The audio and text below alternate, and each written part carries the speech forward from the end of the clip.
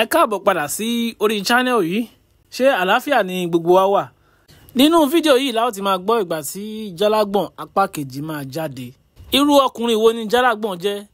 Jalagbon jẹ́ ọkùnrin kan tó jẹ́ pé àbàmì ẹ̀dá ni.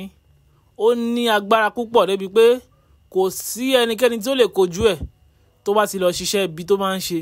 Kódà ọlọ́pàá gan ò lè wojú ẹ̀. Àwọn tó ń jà fún ẹ̀tọ́ ọmọ ènìyàn gan wọn ò lè sọ pé ibo ló fẹ́ gbà níbi tí ó ní agbára yìí dé.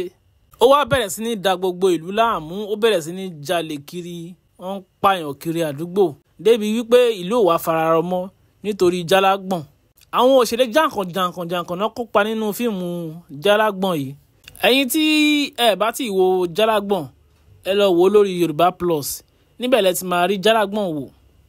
Tẹ́ bá ti wá wò tán, ẹ padà sórí channel wa, kẹ́ wá kọ́mẹ̀ntì síbẹ̀.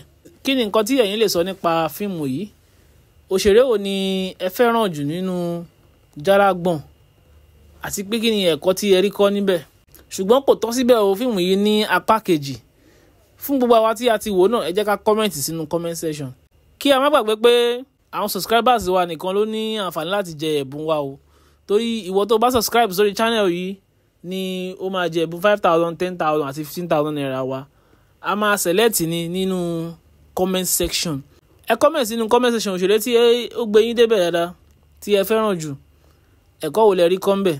Fún gbogbo àwa tí a fẹ́ wo Jalagbon apá kejì, ẹ má jẹ́ ká gbàgbé láti subscribe sórí channel yìí, ká tẹ notification bell tí ó wà lẹ́gbẹ̀ẹ́.